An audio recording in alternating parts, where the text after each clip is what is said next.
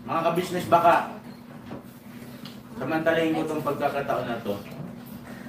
Kung po pwede po sana, lalambing ako sa inyo. Supportahan niyo po yung Anime Reactors TV. Solid ka business po yan. Tapos ano po kasi siya, bedridden na po, mga ka-business. So sa pamamagitan ng pagbablog, awa ng Diyos nga, na-monetize na siya. Nagkakaroon siya ng kaunting revenue.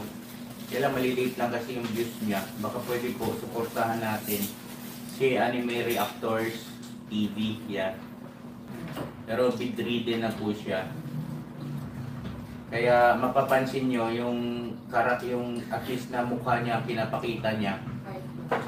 Cartoon character. Suportahan po natin yan, Anime Reactors TV.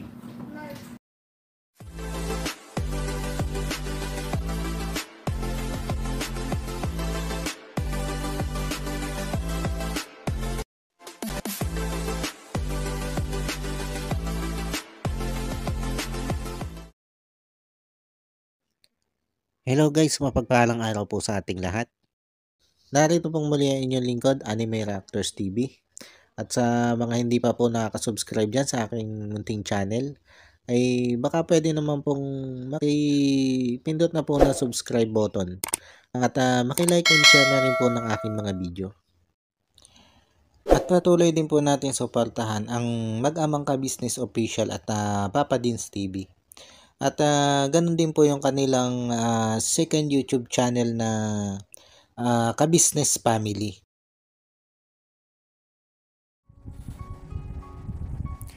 Yung panibagong araw, panibagong reaction ulit po tayo mga ka-business, mga kapapi.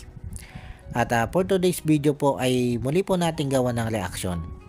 Itong patungkol pa rin po dito sa mga negatibong komento laban dito kay Laka Business. At ang kalimitan pong negatibong komento na ito laban dito kay Laka Business ay naglipa na po dito sa comment section ng isa sa kaibigang vlogger nito, si Kuya Jonathan. Pero meron din po akong isang nakuhang negatibong komento laban dito kay Laka Business. Dito naman po sa comment section ng isa kong reaction video.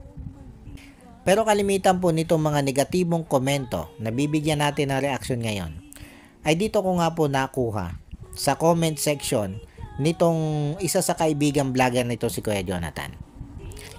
At para naman po dun sa mga magtatanong kung bakit kailangan ko pang idaan sa reaction video itong mga pagsagot ko dito sa mga negative comment na ito laban kay Laka Business. At bakit hindi ko pa idaan din sa comment o sa pagsagot sa comment doon sa mga comment nila doon sa comment section nitong mga kaibigang vlogger nito, si Kuya Jonathan. Kasi po, pag sumagot kayo doon sa kanilang comment section at nakita nilang pabor kay Ka-Business yung sinasabi nyo, lalo't nakita nilang reactor yung nag-comment na pabor para kay Ka-Business, ay biglang nagdi-disappear yung aming mga comments. Na tila ba magic na biglang nawawala yung aming mga comments pag pabor dito kay Ka-Business o pinagtatanggol namin itong sila Ka-Business. Bagamat minsan ay may ilang nakakalusot sa mga comment namin, pero ang karamihan po dito ay nagdi-disappear o biglang nawawala. At bakit nga ba biglang nawawala ang aming mga comment? Ay di syempre, dinidelete. Kaya naman mas minabuti namin na mga reactor na magkaisa na sagutin ang mga negatibong komento na ito dito sa pamamagitan ng aming mga reaction video. At least dito ay walang makakapag-delete ng aming sasabihin kundi kami lang mismo. At ito po mga ka-business, mga kapapi, simulan po natin yung pagre-reaction sa mga negatibong komentong ito dito kay Ka-Business. At unahin po natin itong comment nitong si Dream MK9IG. Ang sabi niya po dito ay eto: si Lolo Ka-Business nagturo maging tamad si Jonathan. Dream MK9IG, saan mo naman napulot yan negatibong komento mo na yan? Na itong si Ka-Business ang nagturo dito kay Kuya Jonathan para maging tamad? Nanonood ka ba ng mga vlog ni Ka-Business? Kahit patungkol lang dyan kay Kuya Jonathan? Hindi mo ba nakita kung papaano tinuruan nitong sila Ka-Business na maglinis ng bahay yan si Kuya Jonathan sa tuwing nilang ililipat yan ng bahay? At ganun din ang pagtuturo ni Ka-Business kung papaano yan maging malinis sa kanyang katawan. At maging dito kay Nanay Marita. Simulat sa poll, Dream MK9 IG.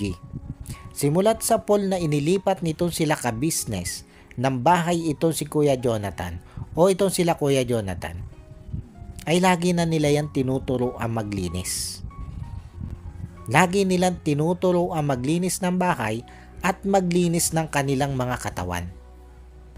Doon pa lang sa pagtuturong yon nila Ka-Business kung papaano maging malinis itong si Kuya Jonathan sa bahay at sa kanilang katawan, ay paghuhubog na yon nitong si Ka-Business para maging masipag itong si Kuya Jonathan.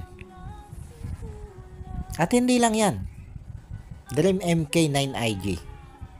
Dahil sabi ko nga, sa tuwing lilipat ng bahay itong sila Kuya Jonathan, ay lagi itong tinuturuan nila Ka-Business kung papaano maglinis ng bahay at kung papaano maging malinis sa katawan. Maging nung ito ay nandito sa Ka-Business house, ito lagi yung itinuturo dito nila Ka-Business. At dumating pa nga sa point na binigyan ito ni Ka-Business ng trabaho dito sa Ka-Business house. Pero anong nangyari? Biglang umalis dito sila Kuya Jonathan at sinabi nitong mas masaya sila doon sa kanilang lugar na kinalakan. At sinabi din niya na mas masaya siya doon sa kalye. Pero bagamat may ganyang kaisipan nitong si Kuya Jonathan, ay hindi pa rin nagkulang itong si Ka-Business ng pangaral.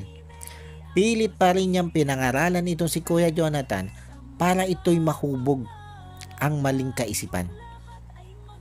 Para yung pagiging tamad nitong si Kuya Jonathan ay mawala. Mapangibabawan nitong si Kuya Jonathan yung kanya nga pong angking katamaran. Doon pa lang sa pagbibigay ni Ka-Business ng trabaho dito kay Kuya Jonathan, pagtuturo na yun. Pagtuturo na yun kung paano maging produktibo itong si Kuya Jonathan. Hindi pa man yan na-i-vlog nito sila Renji at Thinking Body, ay nabigyan na yan ng trabaho ni Ka-Business dito sa Ka-Business house. At nasweldohan na nga yan ng halagang 5,000 piso. Bago pa man yan bumalik ulit dyan sa lugar nila. Dahil sabi nga nito si Kuya Jonathan at Nanay Marita, ay dyan sila masaya sa lugar na yan. At hindi sila pinigilan doon ni Ka-Business. At kahit pa nga nung bumalik na sila dyan sa lugar na yan, at iniupa ulit dyan nila Ka-Business ng bahay na matutuluyan, ay meron pa rin yung trabaho dito kay Ka-Business nung panahong yun. Hindi na nga lang nagpapasok itong si Kuya Jonathan. At naisip din itong sila Mrs. Ka-Business na wag na lang iwanan itong si Kuya Jonathan itong si Nanay Marita. At ang gagawin na lang nila ay susuportahan na lang ulit itong si Kuya Jonathan ng pagkain, grocery, at ipagpapatuloy nitong sila Ka-Business ang pagbabayad doon sa inuupahan nilang bahay. Basta ang bilin dito nila Ka-Business ay panatilihin lang nitong si Kuya Jonathan na malinis yung bahay at malinis itong si Nanay Marita, maging ang katawan nitong si Kuya Jonathan. Yun lang. Kumbaga, sa ginagawang pagpapayo nitong sila Ka-Business patungkol sa pananatili ng kalinisan ng bahay nito sila Kuya Jonathan at pananatili ng kalinisan nilang mag-ina sa katawan, ay pagtuturo na yun para maging produktibo o masipag itong si Kuya Jonathan. Dahil ayaw nga ni Ka-Business na maging tamad itong si Kuya Jonathan. Pero kahit anong turo nila Ka-Business dito kay Kuya Jonathan, ay ganun pa rin ang nagiging kaugalian nito si Kuya Jonathan. Hindi pa rin nawala sa kanya yung pagiging tamad. Kaya sa kabila ng lahat ng pagtuturong ito nila Ka-Business dyan kay Kuya Jonathan, ay papaano mo nasabi, Dream MK9 IG, na itong sila Ka-Business o itong si Ka-Business ang nagturo dito kay Kuya Jonathan na maging tamad? Ay mukhang hindi ka nanonood ng mga vlog ni Ka-Business eh. Tapos ganyan ka mag-comment. Tapos ito pa mga Ka-Business, mga kapapi. Dito sa isang comment na babasahin natin, ay tila ba kinukonsinti naman ito na maging tamad dito si Kuya Jonathan. At ito naman po ay comment na nanggaling dito kay Nadito Lataps 8012. At ito po yung sabi niya mga Ka-Business, mga kapapi. Ito ay tila kabaligtara naman doon sa sinabi kanina nitong si Dream MK9IG. Dahil ang sabi dito nitong si Nadit Tulataps 8012 ay eto. Nakita ko kay Jonathan ngayon, may peace of mind na siya. Dahil sa mga taong nagmalasakit na intinda, o siguro ang sa ibig sabihin nito ay intindihin. O ito, ulitin natin. Dahil sa mga taong nagmalasakit na intindi sila kahit nasa likod ng kamera. Wow, talaga ba? Nadito Lataps 8012? Tumutulong ba talaga sila kahit nasa likod ng kamera? Yan ba talaga yung pagkakaalam mo? Ay baka hindi mo nakikita na tila wala silang pinapalampas na pagkakataon basta nandyan si Kuya Jonathan. Vlog agad. Tapos sasabihin mo, tumutulong sa likod ng camera? Talaga ba? At ito po mga Ka-Business, mga kapapi, ituloy lang po natin itong pagbabasa dito sa komentong ito nitong sinadit Tulataps 8012. Sabi pa po niya dito, ay ito, huwag ka nang mag-work Jonathan doon sa kabila. Manumbalik na naman yung anger management mo. Alagaan mo na lang si nanay. Andyan naman sila Ate LB at TB handang umagapay sa pang-araw-araw nyo. O diba? Parang kabaligtaran ito doon sa sinasabi kanina nung si Dream MK9IG na itong sila Ka-Business o itong si Ka-Business ang nagtuturo dito kay Kuya Jonathan na maging tamad. Ay parang dito sa comment na ito nitong sinadit Tulataps 8012 ay tila ba tinotolerate nito ang pagiging tamad o ang katamaran nitong si Kuya Jonathan. At ang gusto mangyari nito ay umasa na lang itong si Kuya Jonathan sa kung ano yung ibibigay ni Thinking Body at nitong sila LB. Tama ba ako ng pagkakaunawa mga Ka-Business, mga kapapi? Parang sinasabi mo na rin dito na na itong si Kuya Jonathan ay maging tamad na lang habang buhay. At umasa na nga lang siya dito sa kung anong ibibigay sa kanya nitong si LB at Thinking Body. Ang galing. Ang galing ng suggestion mong yan kay Kuya Jonathan. Nadito Tulataps 8012. Napakaganda ng suggestion mong yan kay Kuya Jonathan. Napakagaling mong mag-advise. Tapos ito pa yung isang comment, mga Ka-Business, mga kapapi. Mula naman ito kay Mins Fernandez 3325. Ang sabi niya dito, mabuti kayo Kapams, nabigyan mo ng cellphone si Jonathan. Yung iba dyan wala. Nga. At dumami pa ang sponsor. Sana si Bong kunin nyo. Kesa na mamasura na naman. Ang galing din ito eh.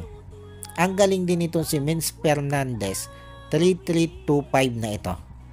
Kasi dahil dito sa ibinigay na cellphone nitong si LB at Renji dito kay Kuya Jonathan, ay nasabihan agad niya nga itong kabila o itong sila Ka-Business. Obvious naman si Ka-Business ang tinutukoy niya dito eh. Nga talaga ba? Nga sila Ka-Business sa naitulong dito kay Kuya Jonathan? Ay mukhang hindi mo yata alam kung ano-ano yung mga naitulong nila Ka-Business dito sa mag-inang Kuya Jonathan at Nanay Marita.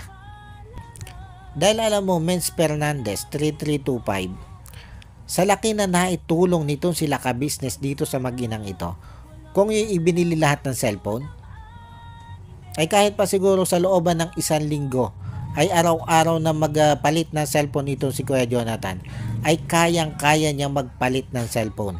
Kung puro cellphone lang ang ibinigay ditong tulong nitong sila ka-business. Kaya paano mo nasabing nga ang naging tulong nitong sila ka-business sa mag-inang ito? Hamins Fernandez 3325. Tapos nabanggit mo pa dito yung dami ng sponsor nitong sila ka-business. Bakit? Naiinggit ka? Naiinggit ka dun sa napakaraming sponsor o padala ng sponsor dito kay Laka Business? Tapos ito pa. Sana daw si Bong kunin na rin nito sila LB at Renji. Siguro ang ibig sabihin nito ay sila Renji at LB na rin lang ang mag-vlog dito kay Kuya Bong. Hindi pa ba naman kayo nakontento dyan kay Kuya Jonathan? At pati si Kuya Bong gusto nyong kuhanin?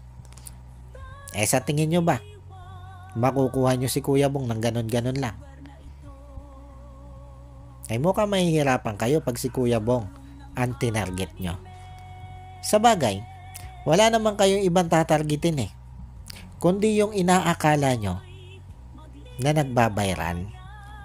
Yung inaakala nyo na may malalaking views. Kaya mukhang ang gusto nyong pag-inita naman ngayon ay itong si Kuya Bong. Kaya lang sabi ko nga, ayan tanong, papayag ba itong si Kuya Bong na sa inyo na lang magpa-vlog? Sa tingin nyo, tatalikuran ni Kuya Bong sila ka-business nang dahil sa inyo? Abay managinip kayo ng gising sa pantasya nyong yan. Maniniwala pa ako na kung itong si Clarissa ang aakit dito kay Kuya Bong, baka nga muling iwanan nito si Kuya Bong itong sila ka-business. Dahil alam naman natin na itong si Kuya Bong ay talagang totoong minakal itong si Clarissa. Pero kayo, malabo pa sa sabaw ng pusit na makuha nyo itong si Kuya Bong. At ito pa mga ka-business, mga kapapi, ito pa yung isang comment na nanggaling naman dito kay Lina Tamo 9270. At ang sabi dito nitong si Lina Tamo 9270 ay ito: may paiyak-iyak pa kamo, hanggat nabubuhay pa raw tutulungan si Nanay Marita. Asa na siya, baka patay na. Bakit Lina Tamo 9270? Binitawan na ba nila ka-business itong sila Kuya Jonathan at Nanay Marita? Ay di ba nga, gustong bigyan ulit ng trabaho nitong si ka-business itong si Kuya Jonathan dito sa ka-business official, dito sa ka-business house. Dito kasi sa comment mong ito tila ba pinapalabas mo na pinabayaanan na nila ka-business itong mag-inang ito? Ay kagagaling nga lang nito si Kuya Jonathan doon sa ka-business house At humihingi ito ng tawa dito kay Laka Business at Mrs. Ka-Business dahil doon sa ginawa niyang mapanirang salita laban dito kay Laka Business na iblinag nitong si Thinking Body. At ganun na rin nitong si Renji. At sa tuwing pupunta doon si Kuya Jonathan kay Laka Business ay hindi nawawala ng abot dyan si Ka-Business. At ang pinakang mahinang abot dyan ni Ka-Business ay halagang 500 piso. Kaya paano masasabi na nasa na si Ka-Business? Kaya bago ka magsalita, ay alamin mo muna yung totoo. Kasi ikaw din yung mapapahiya dyan sa mga sinasabi mong yan. Maniwala ka, ikaw din lang yung mapapahiya dyan. Ay kung nanood ka lang sana ng maayos kahit ngang vlog nitong si Thinking Body dito kay Kuya Jonathan, nung dinala ni Thinking Body itong si Kuya Jonathan dun sa inupahan nilang bahay, nabanggit doon ni Kuya Jonathan na siya ay inalok ng trabaho nitong sila ka-business. At ang plano nga nito si Kuya Jonathan ay muling magtrabaho doon kay Laka Business. At nung malaman nga ni Thinking Body yun ay tila ba gusto pang ang pigilan nito si Thinking Body si Kuya Jonathan na magtrabaho doon kay ka-business. Hindi lang niya direktang masabi na wag magtrabaho doon si Kuya Jonathan. Kundi ang sabi niya ay mahirap na iwanan ito si Nanay Marita mag-isa doon sa kalye. Samantalang pag pumupunta sa kanya ito si Kuya Jonathan at pinaglilinis nung kanyang mga basura doon, ganon din ito si Kuya Renji. Pag pinaglilinis nila doon si Kuya Jonathan sa kanila, ay hindi man lang nila naisip na wala palang kasama ito si Nanay Marita doon sa kalye. Pero nung magtatrabaho na doon kay ka-business, itong si Kuya Jonathan, ay naiisip nila na paano ba itong si Nanay Marita? Na sino yung mga kasama at magtitingin dito kay Nanay Marita habang wala ito si Kuya Jonathan. Ay samantalang itong si Kuya Jonathan ay halos araw-araw naman yung wala dyan kay Nanay Marita ang tabi. Lagi niyang iniiwanan ito si Nanay Marita. At pumupunta nga itong si Kuya Jonathan dyan sa bahay nito sila Power Ranger at nito si Buddy. Pero habang nandyan si Kuya Jonathan sa bahay nila Power Ranger at nito si Buddy, hindi naman nila naisip yan na walang kasama si Nanay Marita doon. Hindi nila naisip yan. At pag nandun sa kanila, itong si Kuya Jonathan, ay okay lang sa kanila kahit walang kasama si Nanay Marita doon sa gilid ng kalye. Kaya hindi ko maintindihan kung bakit biglang naging concern itong si Thinking Body sa makakasama nitong si Nanay Marita habang nagtatrabaho itong si Kuya Jonathan dito kay Laka Business. 'Di ba? Mga ka-business, mga kapapi. Bigla naging concern ito si Thinking Body sa kalagayan nito si Nanay Marita. Nasabi ko nga, ay pag pumupunta doon sa kanila ito si Kuya Jonathan, ay tila ba hindi niya naiisip na itong si Nanay Marita pala ay walang kasama sa gilid ng kalye habang wala doon si Kuya Jonathan. Kaya marami tuloy dun sa mga viewers ang nag-isip na tila ba ayaw nitong si Thinking Body na pagtrabahuin ito si Kuya Jonathan doon sa ka-business house.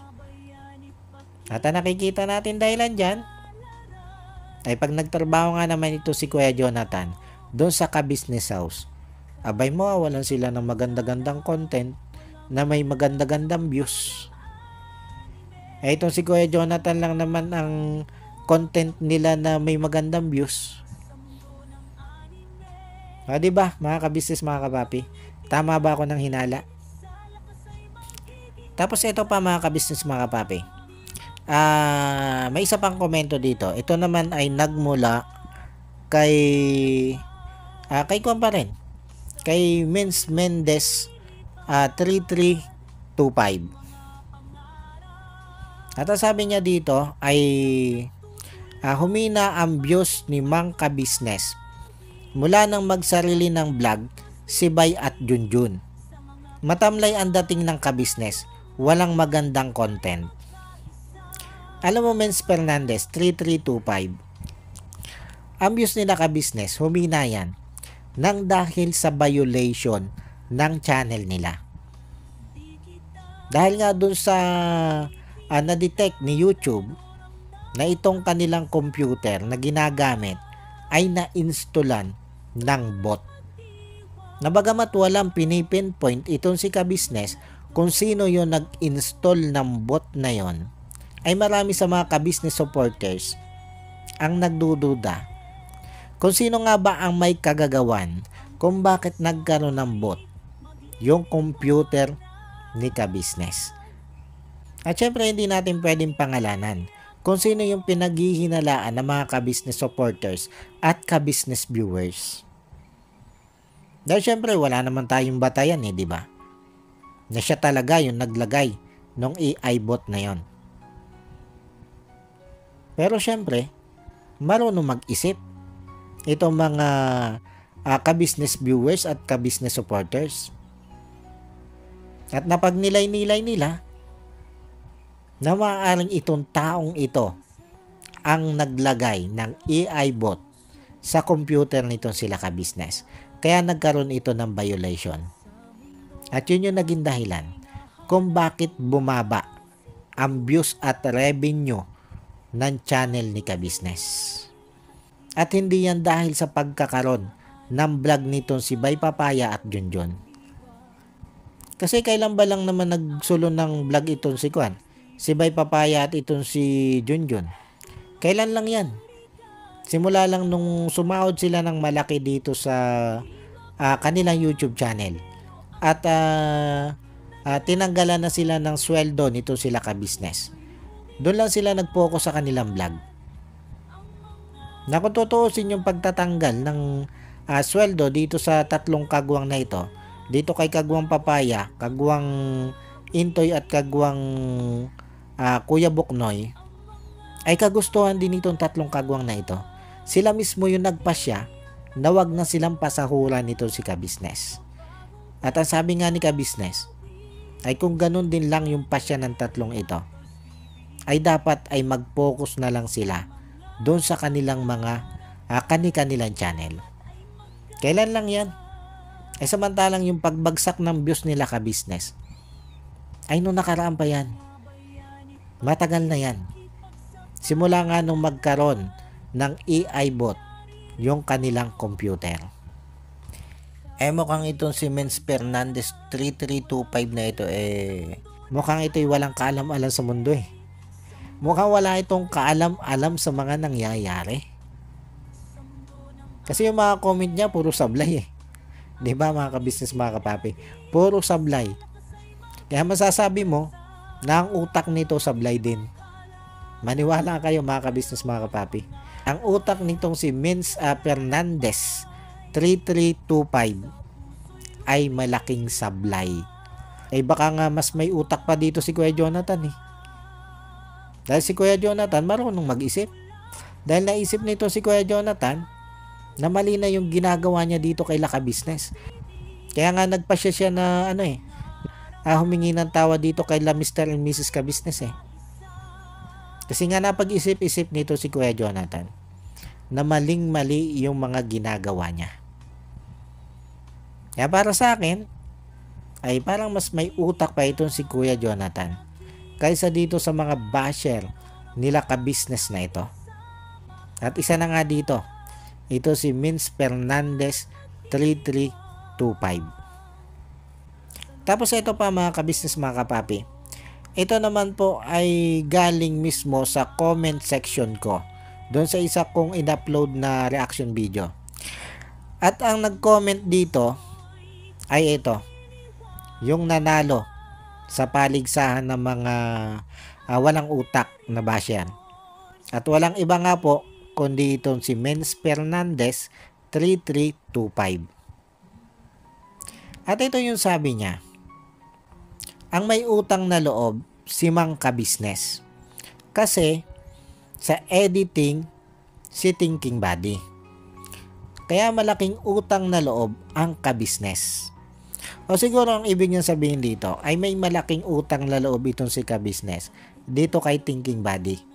Dahil itong si Thinking Buddy nga ay naging editor nitong sila Ka-Business. Menz Fernandez 3325. Bakit? Yung pag-i-edit ba ni Thinking Buddy dito kay Ka-Business ay libre? Para masabi mong utang na loob ni Ka-Business kay Thinking Buddy? Yung pag-i-edit nito si Thinking Buddy dito sa Ka-Business Official? Ay baka hindi mo alam kung magkano yung sweldo dyan ni Thinking Buddy. Dahil ang sweldo lang naman dyan ni Thinking Buddy ay umabot sa 30,000 pesos. Kaya paano mo masasabi na itong sila Ka-Business ang may utang na loob dito kay Thinking Buddy? Ay samantalang itong si Thinking Buddy na nga ang binigyan niya ng magandang trabaho na may magandang sweldo. Tapos papalabasin mo pa ngayon na itong si Ka-Business ang may utang na loob dito kay Thinking Buddy dahil sa ginawang pag-i-edit nito si Thinking Buddy sa Ka-Business Official. Wow, ang taba ng utak mo. Ang taba ng utak mo. Dahil mo pa yung talangkang luno. Ganon kataba ang utak mo. Ay samantalang bukod yan sa 30,000 pesos na sweldo nitong si Thinking Body dito kay Laka Business bilang editor, ay napakalaki pa na naitulong ni Ka-Business sa pagpapalaki ng channel nito si Thinking Body. Tapos sasabihin mo ngayon na sila Ka-Business pa yung may utang na loob dito kay Thinking Body. Ang galing mong mag-isip. Ang galing mong mag-isip. Kaya kayong mga basher ni Ka-Business, bago kayo mag-type ng komento laban dyan kay Ka-Business, ay isipin nyo muna yung sasabihin nyo. Dahil alam nyo, dyan sa mga sinasabi nyo yan sa inyong mga komento, ay sabi ko nga, mas may utak pa sa inyo itong si Kuya Jonathan. Nagpapahalata lang kayo kung hanggang saan lang aabot ang utak nyo. Ito po'y para dun sa mga basher, ha. Hindi para sa lahat ng supporters nito si Thinking Body at nito si LB. Baka sabihin na naman nito si Thinking Body, nagsasabi na naman ako na walang utak yung kanyang mga supporters eh. Hindi naman po. Hindi lahat ng supporters nitong si Thinking Body ay basher ni Ka-Business. Iilan lang yan. Iilan lang yung basher na yan ni Ka-Business. At yung mga comment nila ay paulit-ulit din lang naman. Dahil sila din lang naman. Yung paulit-ulit na nagko-comment dyan sa comment section na yan. Dyan sa comment section nitong si Thinking Body at sa comment section nitong si Power Ranger. Sila din lang yan. Tingnan nyo yung mga pangalan. Paulit-ulit nga lang yung comment nila. Kaya kung titingnan mo, parang marami sila. At yun yung mga sinasabi kong utak talangka o utak munggo. Nasabi ko nga, gagamunggo na nga lang yung utak, hindi pa ginamit sa tama. O, Thinking Body, nililinaw ko ha. Hindi lahat ng supporters mo ay sinasabihan ko ng utak munggo. Kundi yung mga supporters mo lang na basher nitong si Ka-Business ang sinasabihan kong utak munggo.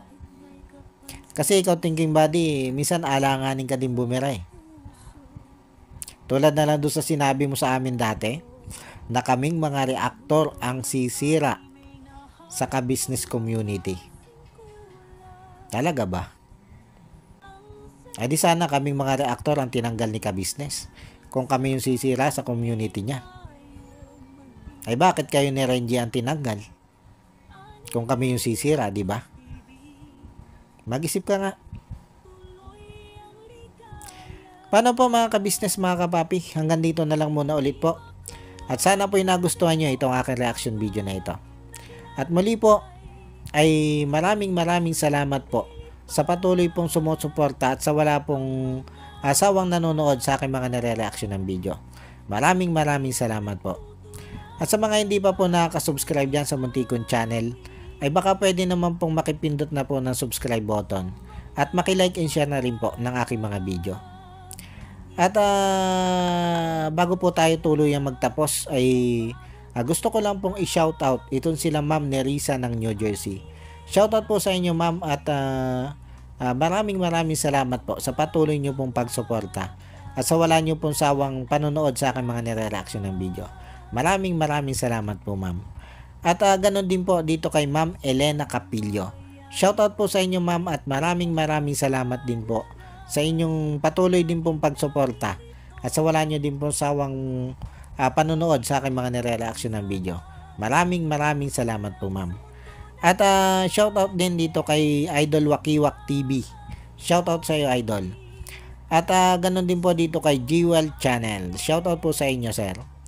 At syempre ganon din dito sa ating magigiting na kagwang ni Ka-Business na sila Kagwang Intoy Official, Kagwang Bay Papaya Official, Kagwang Boknoy Official, Kagwang Bornok Official, Kagwang Bugi Official at Kagwang Bong Official. Shoutout po sa inyo. At ganun din po dito sa aking mga kasamang reaktor na sila Taong Gala, Kalingap Turak, Katangay PLC, Mamblers Channel, MK Inday Okray TV, Annalisa Reality Vlog, Alminda Mix Vlog at Joyce 27 TV. Shoutout po sa inyong lahat. At muli po ay maraming salamat po. And God bless po sa inyong lahat. Anime Reactors, shoutout po. Suportahan natin yan si Anime Reactors TV. Yan, pakisupport po natin. Siya po ay isang bidridden na mga ka-business. Check nyo po yung kanyang YouTube channel, Anime Reactors TV. Siya po siyang bidridden na, ayan, kahit papano nakakagawa-gawa siya ng mga reaction video patungkol sa ka-business official. Suportahan po natin para kahit papano magkaroon siya ng revenue, may magamit siya sa pambili-bili man lang ng gamot, ano po mga ka-business.